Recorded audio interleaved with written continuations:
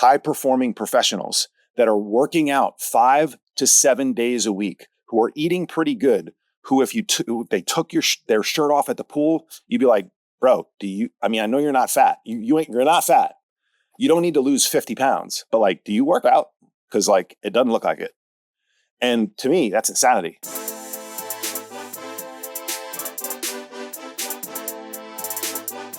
My name is Brian Panuzzo. I am a former bond trader turned executive health and performance coach.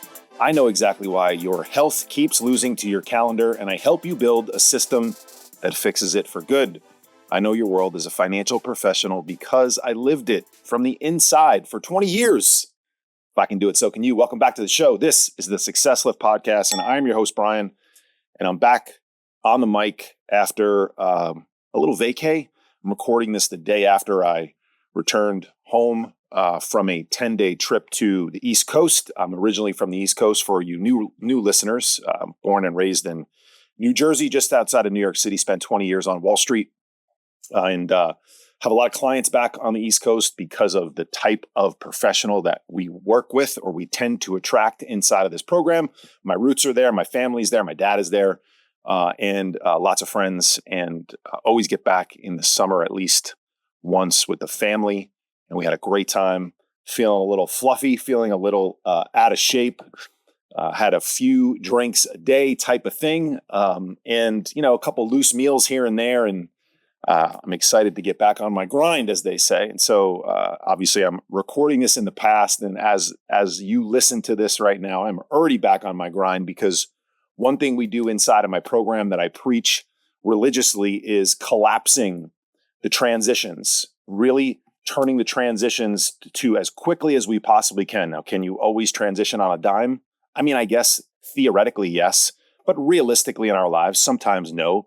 But one thing I see far too often from people before they get inside of my world is they just take frickin' forever to turn it around and get it back on track. And you wouldn't do it at work. You don't do it at work. You quickly figure out what's going on and you reverse course. You audit constantly. And that's what we do. We time collapse the feedback loops in our lives. And so I have a feedback mechanism. I have accountability inside of my program. I declared to my clients what I was going to do. And there's no way that I'm not going to show up and do that and have to tell them some BS excuse. The week just got away from me. What are you, nuts? And so a proper system that helps you audit, that keeps you on track, that holds you accountable is what you're missing in your life. And yeah, I know a pretty good program that provides that, but go find it somewhere else if it ain't here. That's cool. I appreciate you listening. Consume all the free advice you want. If there's something else out there for you, great. If this type of program, if what I'm speaking, the words that I speak on this podcast resonate with you, I invite you to reach out to me and maybe have a conversation to just see where you're at, because I get these emails and these messages, and like I just got another one last week from a guy who I talked to over a year ago, and it's like he declined to get started. He thought the investment was maybe too much for him. I don't know what was going on in his life, but he sent me a text or an email saying I'm up 25 pounds and I got to do something about it. And it's like, God, can we stop this stuff? You pay for things in your life left and right. You don't even think about it. And when it comes to your own performance, your own health, your mental, your physical, and your relational performance, the 3 pillars inside of this program, you think you can do it yourself because most of it is free. And that is true. All right. The implementation is what costs money. The implementation, the education as you go is what you take with you for the rest of your life.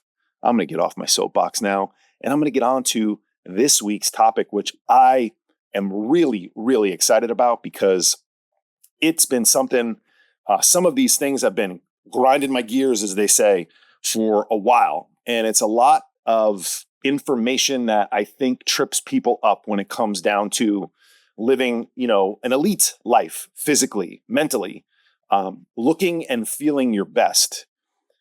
Obviously, if you are somebody who's eating fast food 5 times a week and drinking 4 to 5 nights a week and sitting on the couch too much, like, there's a pretty clear action plan. I don't tend to attract those people anymore. I tend to offend you enough to not want to work with me. At least that's been my recent experience. I'm attracting more and more people who are working hard at it, who care, who try, who go to the gym, who eat pretty good, eat clean. I don't know why, what's going on? Why do I have a dad bod? Why do I still have 25 pounds to lose? Why do I keep stopping and starting? These are the type of people that I'm attracting more and more into my universe. And so I'm noticing what their problems are.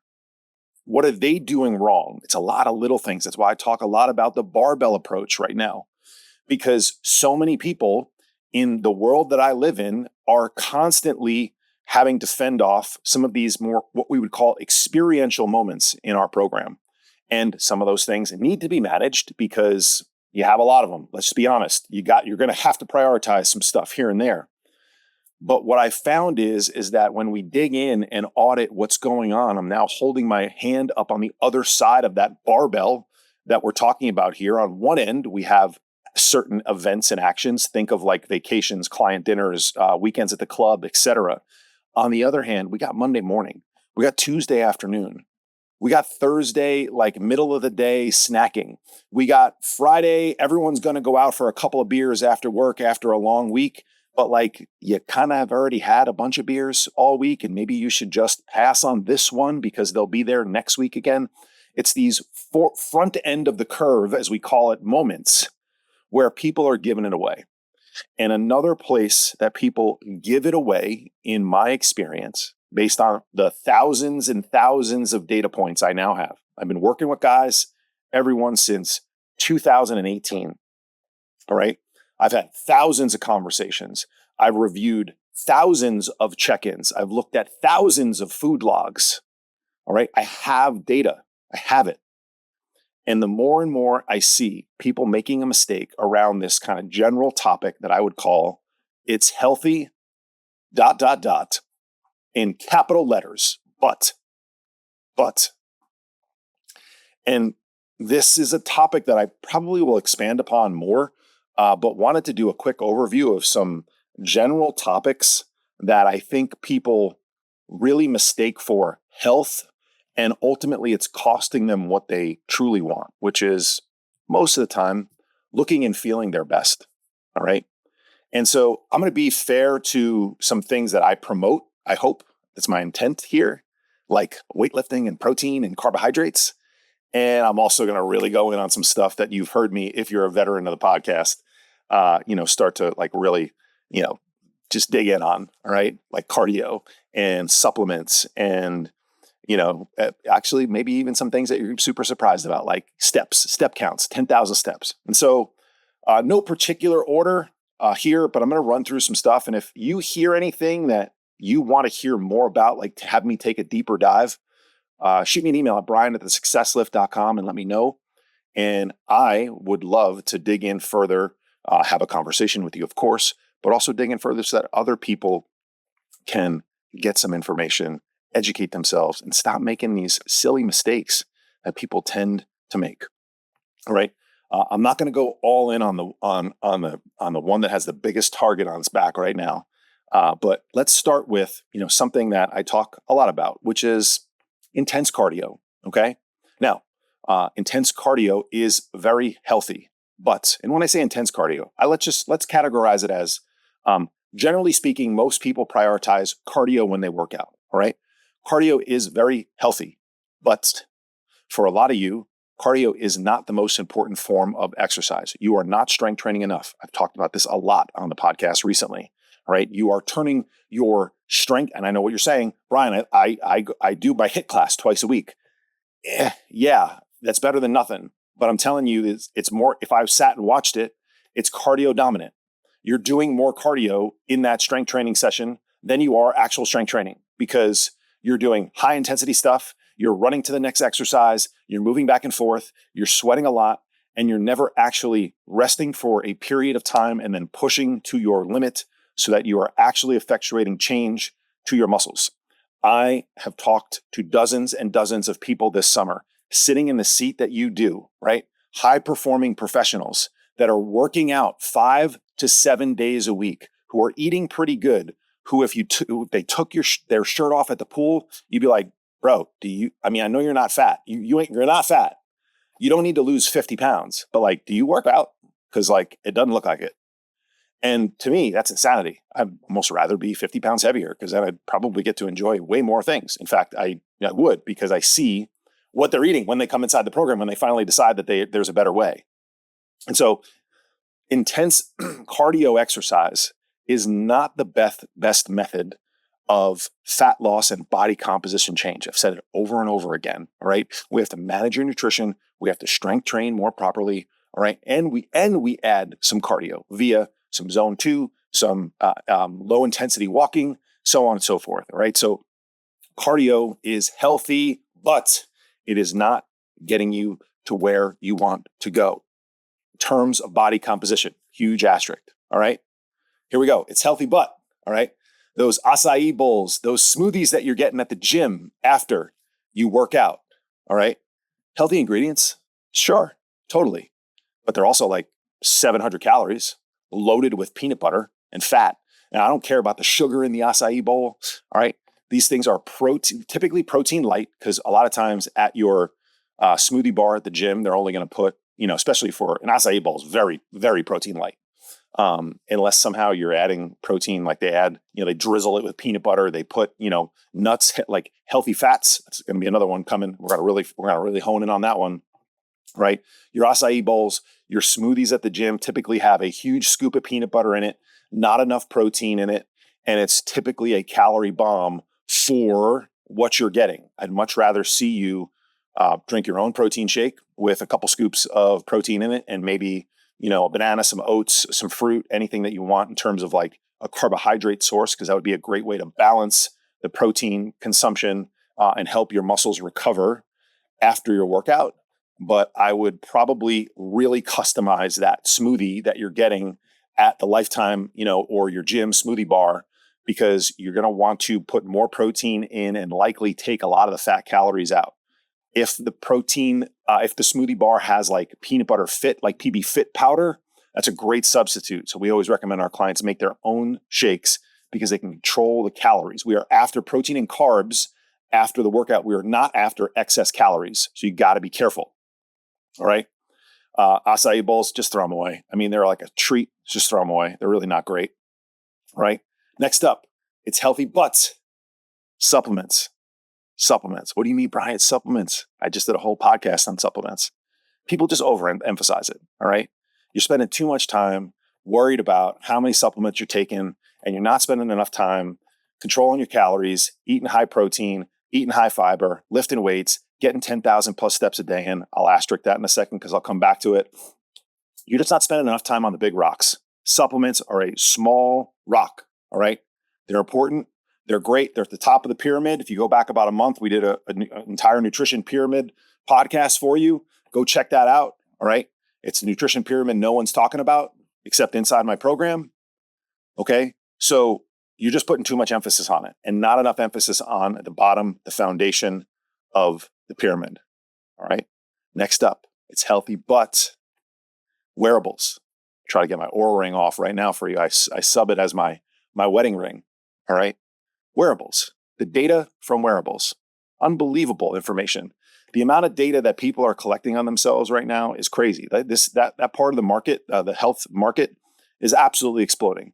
All right, shame on me for not being a part of it and making generational money and not having to do this podcast on a weekly basis.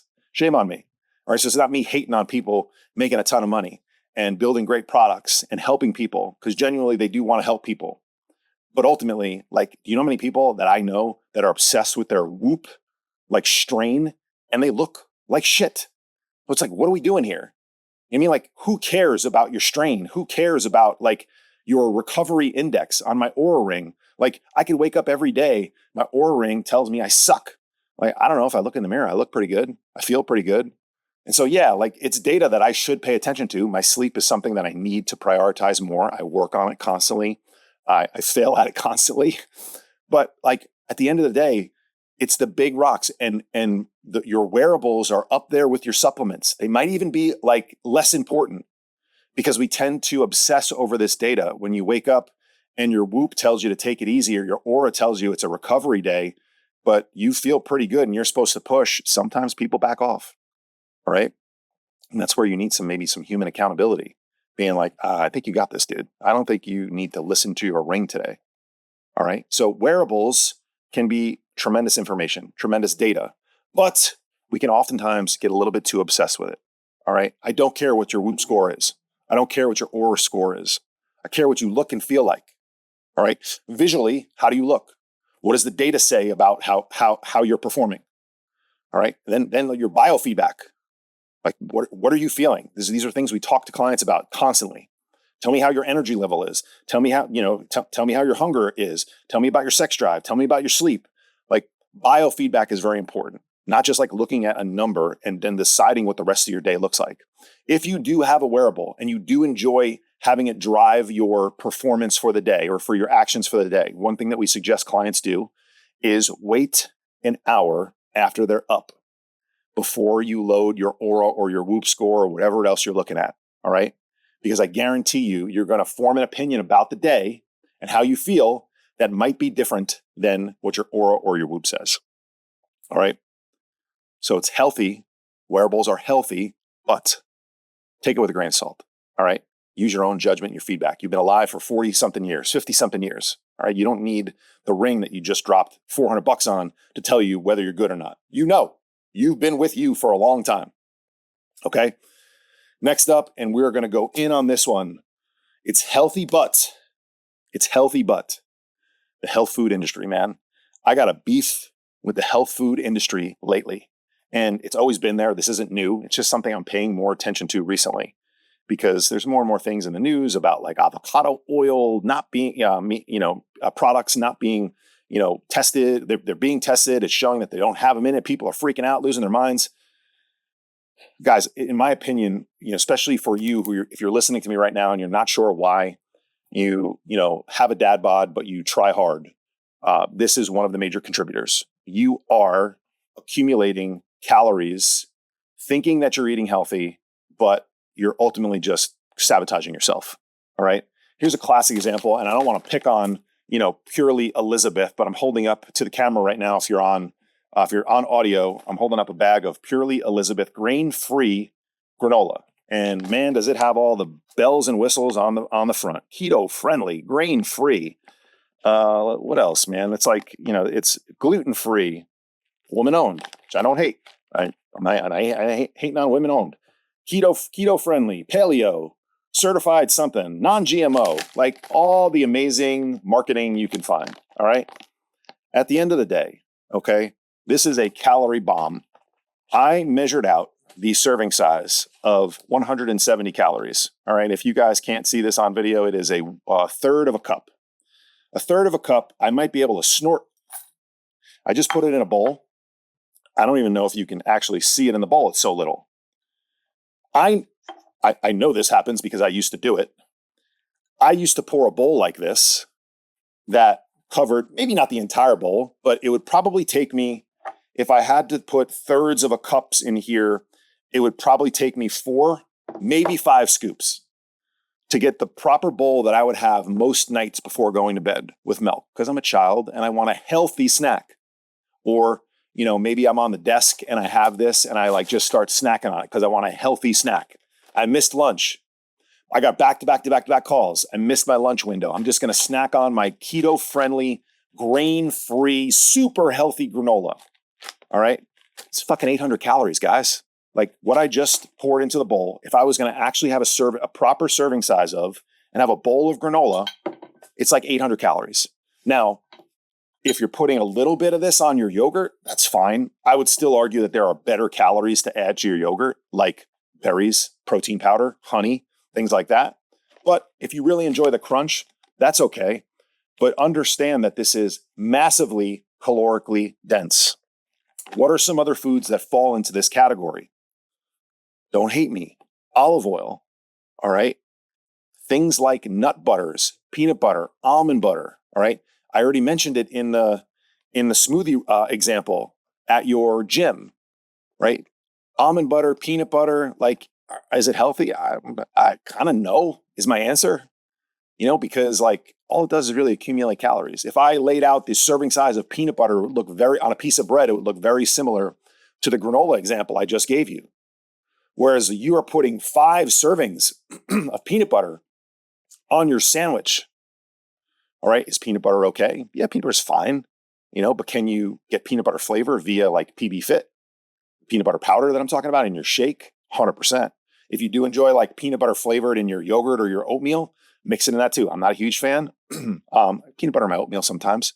Mix it in that instead of adding peanut butter if you're looking to control calories, which most people are because most people want to lose body fat and be leaner and see more muscle tone. So that's the connection here. Olive oil, Brian, I thought olive oil was healthy. Yes, it is healthy, but it's pure fat calories. And people greatly overdo it on their salads and other things. And so one way to remove some empty calories that you can easily, and when I say empty, it's not empty. There are tons of health properties in olive oil and you should use it if you want those. But know that it comes at a cost. You can very easily accumulate several hundred calories of olive oil each time you either cook or dress your vegetables or your salad or whatever. Okay. And so olive oil is something that we tell clients maybe you should reduce or eliminate in a fat loss phase, or at least be mindful of. All right. So nuts, nut butters, avocados. Avocados, what are you talking about, Brian? They're healthy. They are, but they are extremely calorically dense, as we would say. All right. So heart healthy stuff, which olive oil, avocado, a lot of this stuff is heart healthy stuff. Healthy fats are very healthy, but they are not fat loss friendly. Those two collide oftentimes. And so a lot of times you'll see, like, look at bodybuilders. Bodybuilders, I'm not saying that they are the pictures of longevity and health, but I use them a lot as an example inside of our program. They're masters of body composition. And I know you're like, I don't want to look like a bodybuilder. Don't worry, you're not. Okay, I lift 5 days a week. I control my calories. I've tracked calories like 1,000 days in a row. All right, I'm 6'6", 225 pounds. I ain't a bodybuilder. If I was going to become a bodybuilder based on the intensity of what I do, I'd be 275, jacked as hell. All right, now I'm pretty jacked, but it's just hard, guys. So you're not going to become a bodybuilder because you start to eat more like a bodybuilder.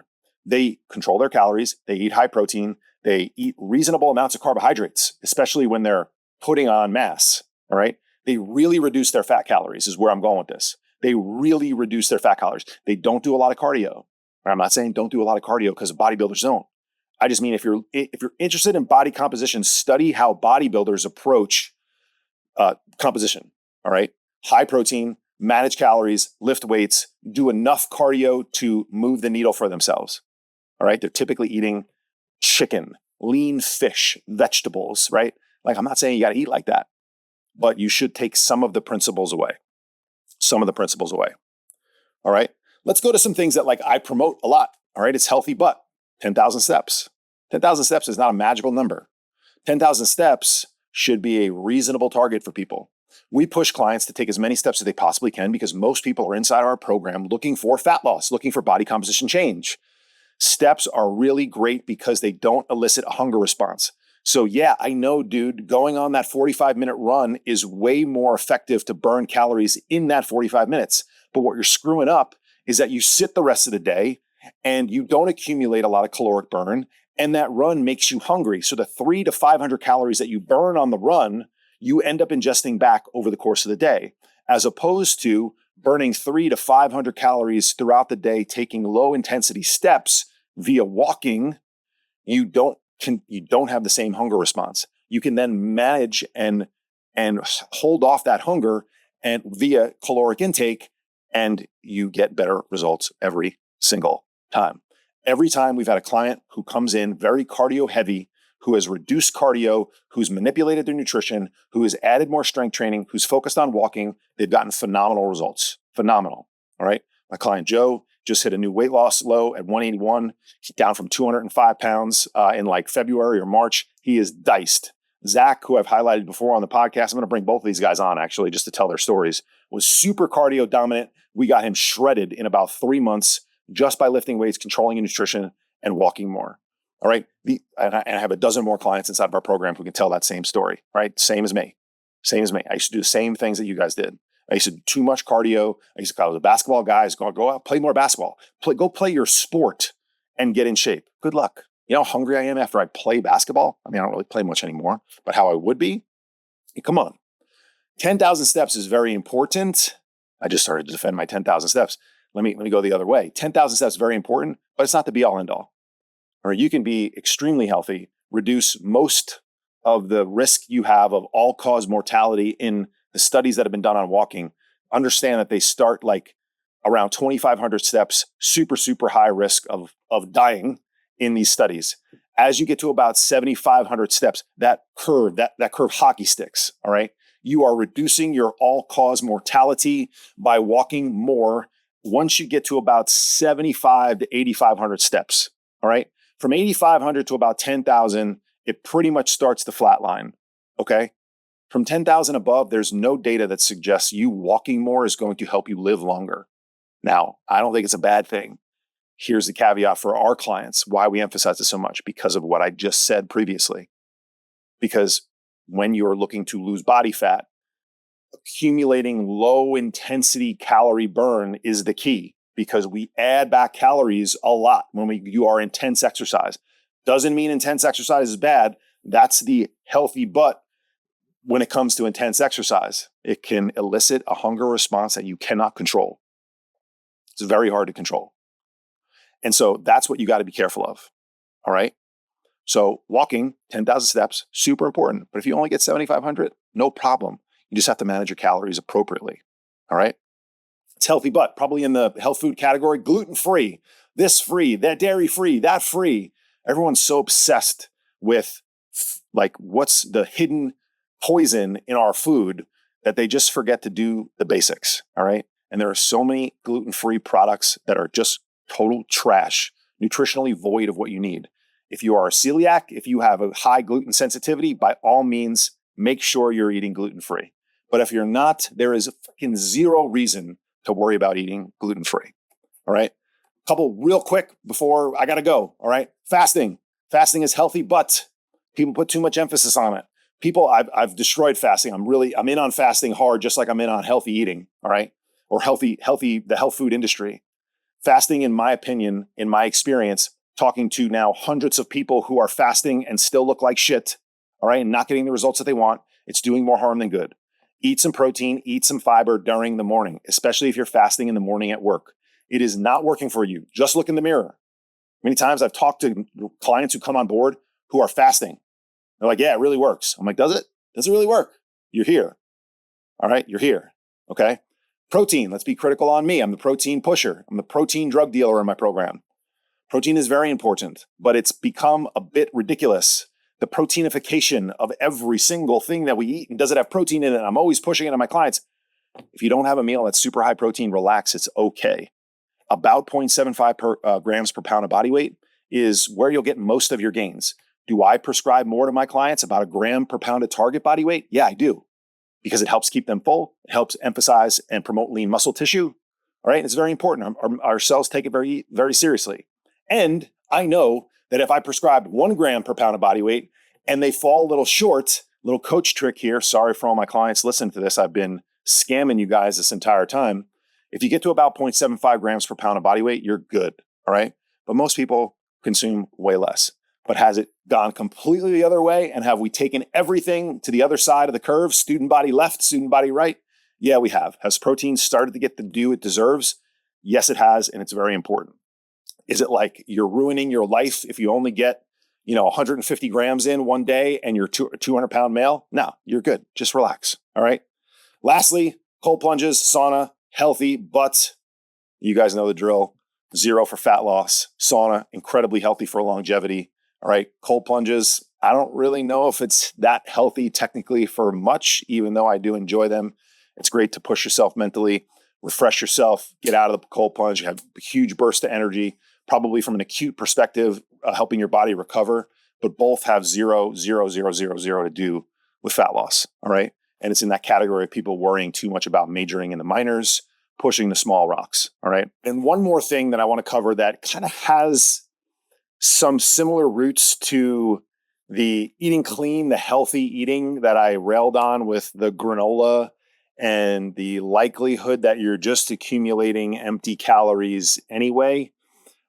Topic is this notion of like everything needs to be organic, grass-fed, pasture-raised, pesticide-free, GMO this, whatever other, flashy marketing, because that's mostly what it is, terms you want to put in that bucket. I think that does oftentimes more harm than good for my audience. Here's what I mean. Most people are fairly well educated. Most people have the means to afford these things. I absolutely think that it's important for you to increase the quality of the foods that you consume as much as possible. We buy organic foods in my house. We buy grass-fed and pasture-raised meat in my house, and eggs and things of that nature. But not always. And quite honestly, as I've read more research around it or paid attention to people that have done research is probably the right way to say this, because I'd be lying if I actually said I dug through and read research. I'm just not sure how beneficial it is. Asterisks here before you start losing your shit. If you're doing a lot of the pushing of the big rocks, as we've already said multiple times in this show and in previous ones, the heavy lifting, the foundational stuff, if you're doing a lot of that stuff, I don't know how much more benefit you're going to get from eating a organic strawberry versus a non-organic strawberry. And then everything's on a relative scale, boys and girls. And so what's the better choice? A non-organic strawberry at a 7-Eleven or the frickin' Snickers bar that you might get to replace it because there's no other healthy snacks? I realize that's a bit of an extreme example, but I can't tell you how many times I've talked to people that have said that they didn't have really high quality stuff, so they didn't go to the Snickers bar right in that moment. They just decided not to eat anything because they thought they were doing more harm than good. And so an hour or two went by, and guess what? They still didn't eat anything. And then they find themselves in a sitch, as we say, and they were stuck and they were starving, or time didn't permit anything else, and they make an even worse decision than they made if they would have just eaten the goddamn pesticide-laden strawberry. A classic example of this is recently I was at a friend's wedding and had some great conversations with a lot of people who sit in seats like you do. And I was talking to somebody that I had just met. And, of course, he starts asking me questions about, health and nutrition and fitness, because I get it, man. It's so confusing. I do these episodes to try to break down some of the nuance. All right. I also want to give you the information and arm you with the things that will make you, if implemented properly, successful. Here's the little trick, though. I can give away all my knowledge. I give away just about all my knowledge. Now, it's not succinctly packaged like my program is, where you can just come in and start doing things one after another and execute and get great results. You'd have to piece it all together. You heard this on one of my podcasts. You read this in my daily email. You saw this in a LinkedIn post from me, or an Instagram post from me, or in my LinkedIn story, or my Instagram stories. I did this. You can piece it all together if you want. You could spend some time following my YouTube videos. You can piece it all together.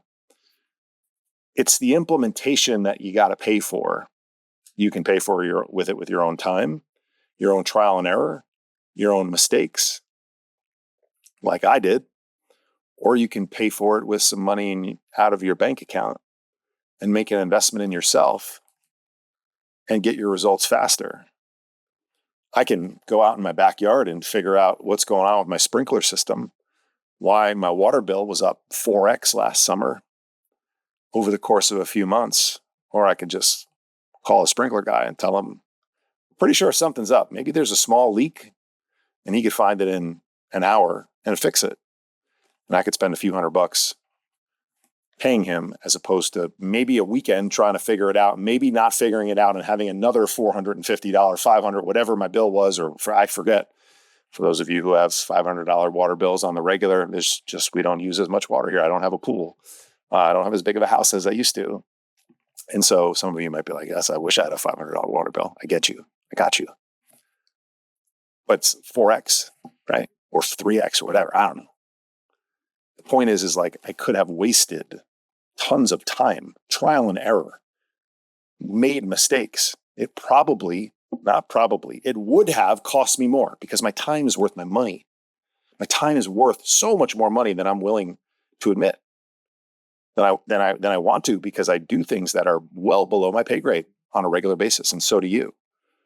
And people just have a hard time coming to the conclusion that fitness and health is one of them, because a lot of this stuff is free. This is free. You're consuming free information right now. You just are going to apply some of it, and you're not going to have accountability. You're not going to have a mechanism to keep you accountable in a system and a process. And this is what we do. This is what we do. All right. So I went off on a little bit of a tangent there. But coming back to organic food, clean eating, grass-fed, pasture-raised, I don't know. It's preferable, but it's probably irrelevant if you obsess over it. It probably creates more stress than eating a strawberry that might have a couple of chemicals on it. Because even if it's organic, it probably has chemicals on it too. I'm pretty sure no one has gotten grossly sick and overweight from eating cage-free eggs versus pasture-raised eggs, grain-fed beef versus grass-fed beef. It's probably all the other things that come down to it. Should you buy grass-fed beef? Sure. Should you buy pasture-raised eggs? Sure. Should you buy pesticide-free, organic strawberries and produce? Yeah, I think that's important if you value it. Is it the thing that's keeping you where you're at right now? I don't think so. And I think people get too caught up in it. So that's the list. Those are the things that I think are healthy, but there are so many more that we could talk about. And maybe I'll do another episode. We talked about, tracking, but like things like, routines and discipline. And, that's an interesting one. I think people put far too much weight around routines. And if you miss your routine, you're out of your routine. I don't know. Are you? If you had to take a different route to work today, because there was a detour, you still find a way to get to work, don't you? You don't turn around because your regular routine of going in the same direction in the same streets to work. If a meeting got canceled, but you still needed to have some sort of connection with a customer, you figure out, you shoot them an email, you send them a text, you follow up, you make an extra call. The meeting's canceled, can't get my proposal to them, can't pitch them on the business that I wanted to do, whatever it may be. You find a way. We find a way. That's an interesting one. There's tons more. Maybe we'll do another episode. But this is what I'm talking about. This information is out there. It's free. I didn't share. I might have shared my perspective and my experience having thousands of conversations like this with guys now over the last 8 years. But I didn't share any information that's, over some sort of wall you have to cross. It's not, this isn't private side info. This is public side stuff. All right. You don't have to wall cross here. For those of you who know, for those who know what I'm talking about. I don't got to wall cross you. All right. This is all public info. It's available to everybody. It's the implementation that people screw up. And that's why you pay. And you get a return on your investment for the rest of your life. So if this podcast helped you, let me know. Shoot me an email, brian@thesuccesslift.com. Send it to someone who might benefit from it too, who's freaking out and has, a bunch of different routines or believes that something's healthy and they don't look like they're that healthy. All right? Send it to somebody who eats too much granola for sure. I appreciate you guys. Thanks for being here. Thanks for listening. I hope you're having a great end to your summer for those who are still hanging on for dear life. We're heading into the fourth quarter soon, but we're heading into September. We're back to work soon. You can expect an increase in intensity from me, from my messaging to you on this podcast because we're entering a more intense season of our lives in the year. And I'll see you back here next week. Take care.